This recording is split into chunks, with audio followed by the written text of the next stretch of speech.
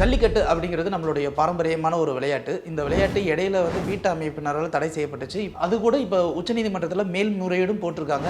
இந்த கேஸ் ஒரு பக்கம் இருக்க, தமிழக அரசு சார்பில் ஒரு பிரம்மாண்டமான ஒரு அரங்கு கட்டப்படணும் அப்படிங்கிறத கொள்கையை முன்னாடியே எடுத்தாங்க. காரணம் என்ன அப்படின்னா, ஜல்லிக்கட்டு அப்படிங்கிற அந்த ஒரு விஷயம் உலகளாவிய விஷயமா என்னைக்கு பார்க்கப்பட்டுச்சோ, இதை பார்ப்பதற்காக வெளிநாட்டினரும் வெளி மாநிலத்தவரும் வந்து அங்கே பார்க்க முடியாமல் ஏமாற்றத்தோடு திரும்பி போகிறாங்க அப்படிங்கிற அந்த ஒரே காரணத்துக்காக அலங்காநல்லூர் ஜல்லிக்கட்டு மாதிரியே அந்த இடத்துல நடத்தப்படணும் அப்படின்றதுக்காக அலங்காநல்லூர் பக்கத்தில் இருக்க கீழக்கரை அப்படிங்கிற இடத்துல தமிழக அரசு சார்பாக ஒரு பிரம்மாண்டமான ஒரு ஜல்லிக்கட்டு அரங்கு கட்டி முடிச்சிருக்காங்க. இதோடைய பணி 100% முடிஞ்சிருச்சு அப்படின்னு சொல்லிட்டு அமைச்சர் ஏவா வேலு செய்தியாளர்கள்கிட்ட சொன்ன விஷயங்கள் என்ன அப்படின்னா, ஜல்லிக்கட்டு நம்மளுடைய பாரம்பரியமான ஒரு விஷயம், எங்கேயுமே அது தடைபடக்கூடாது அப்படிங்கிறதுக்காக தமிழக அரசு சார்பில் ஒரு பட்ஜெட் ஒதுக்கி இந்த அரங்கு கட்டப்பட்டிருக்கு. அதே மாதிரி இந்த அரங்கில் 4500 பேர் உட்காந்து பார்க்க முடியும். அந்த அளவுக்கு பிரம்மாண்டமான ஒரு அரங்கு. அது மட்டும் இல்லாமல் இந்த ஜல்லிக்கட்டு போட்டியோட இது பாரம்பரியம் என்ன அப்படிங்கிற நிறைய வண்ண ஓவியங்களும் அங்கங்கே இருக்கும். இதன் மூலமாக மக்கள் ஜல்லிக்கட்டு பற்றின வரலாறையும் நம்ம தெரிஞ்சுக்கலாம் அப்படிங்கிற அந்த ஒரு விஷயத்தையும் சொல்லியிருக்காரு. மேலும் இந்த பிரம்மாண்டமான அரங்கை திறந்து வைக்கிறதுக்காக முதலமைச்சர் மு.க. ஸ்டாலின் இந்த மாதம் இறுதிக்குள்ள வந்தாலும் வரலாம் அப்படின்னும், அவர் தொடங்கி வைக்கிற அன்னைக்கே ஒரு ஜல்லிக்கட்டு போட்டி நடத்தப்படும் அப்படிங்கிற அந்த ஒரு விஷயத்தையும் இதில் கூடுதலாக சொல்லியிருக்காரு அப்படிங்கிறது முக்கியமான செய்தி.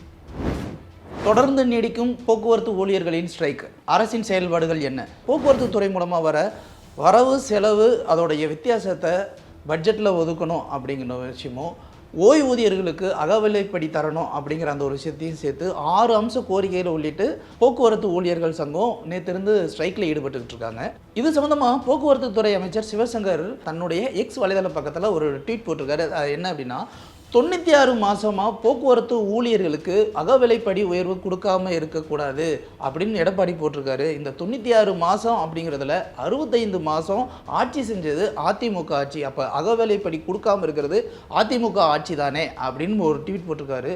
ஆனால் பொது போக்குவரத்து துறை தொழிலாளர்கள் என்ன சொல்கிறாங்க அப்படின்னா, நீங்கள் என்ன வேணாலும் பண்ணிக்கோங்க, இது அரசியல் உள்நோக்கம் கிடையாது, எங்களுக்கு தேவையான கோரிக்கையை எங்களுடைய தேவையை நிறைவேற்றுங்கன்னு தான் நாங்கள் ஒவ்வொரு அரசாங்கத்திலையும் கேட்குறோம், அதுக்கு ஏதாவது ஒரு முடிவு வருமா, சீக்கிரமாக விரைந்து முடிவெடுங்க அப்படின்னு சொல்லி அவங்க தரப்புல இருந்து ஒரு கோரிக்கையும் விட்டுருக்காங்க.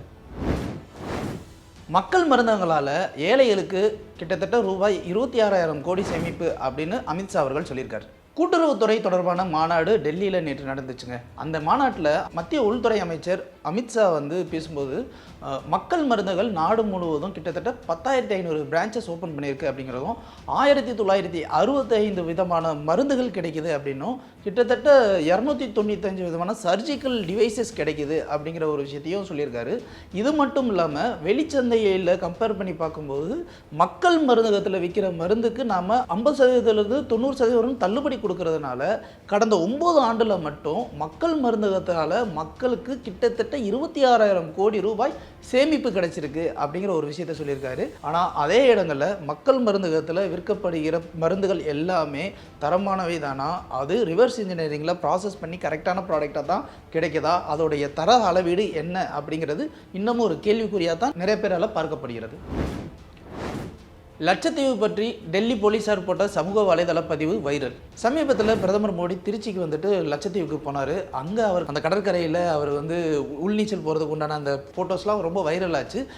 முழுக்க சுற்றுலாவை மட்டுமே நம்பி இருக்கிறப்ப பக்கத்தில் இருக்கிற நாடான மாலத்தீவில் இருந்து அவங்க முழுக்க சைனாவுக்கு சப்போர்ட் பண்ணாங்க. அது மட்டும் இல்லாமல் பிரதமர் வந்து லட்சத்தீவுக்கு வந்ததை விமர்சித்தும் அது சம்பந்தமான விஷயங்களாகவும் அவங்க பேசிக்கிட்டு இருந்தாங்க.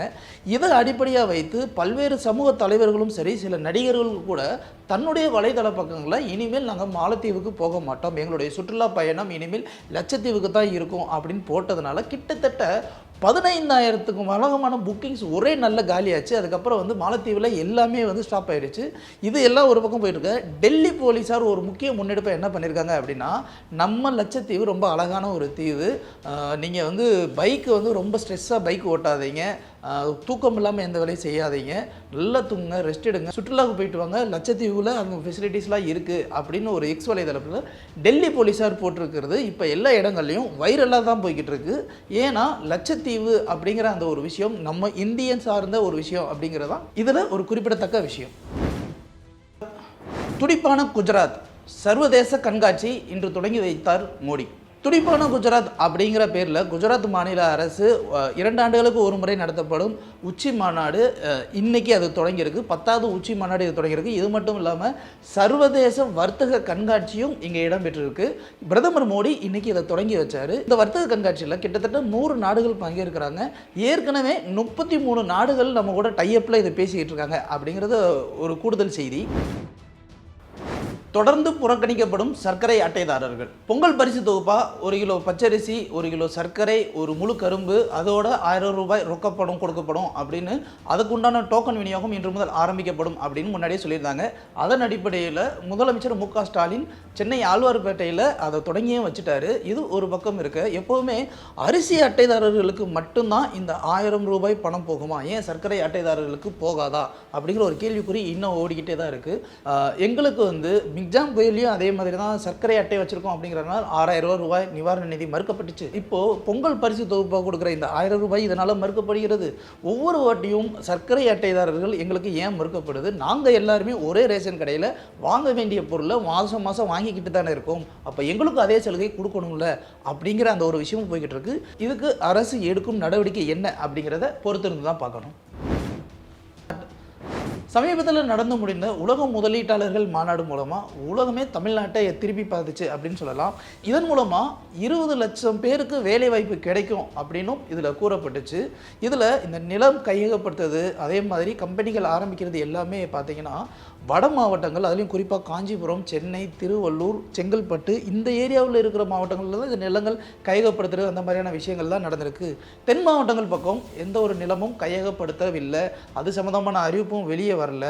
இதை நீதிமன்றம் தாமாகவே வந்து விசாரிக்கணும் அப்படின்னு சொல்லிட்டு மதுரை உயர்நீதிமன்ற கிளையில் முனியசாமி அப்படிங்கிற வழக்கறிஞர் ஒரு வழக்கு தொடுத்திருக்காரு. இதற்கு பதிலளிக்கும் விதமாக மதுரை உயர்நீதிமன்ற கிளை என்ன சொல்லியிருக்காங்கன்னா, இதை எப்படி நாங்கள் எடுத்து வழக்காக விசாரிக்கிறது, நீங்கள் வேணால் ஒரு பொதுநல மனுவாக தாக்கல் செய்யுங்க, அதுக்கப்புறம் நாங்கள் விசாரிக்கிறோம் அப்படின்னு சொல்லியிருக்காங்க.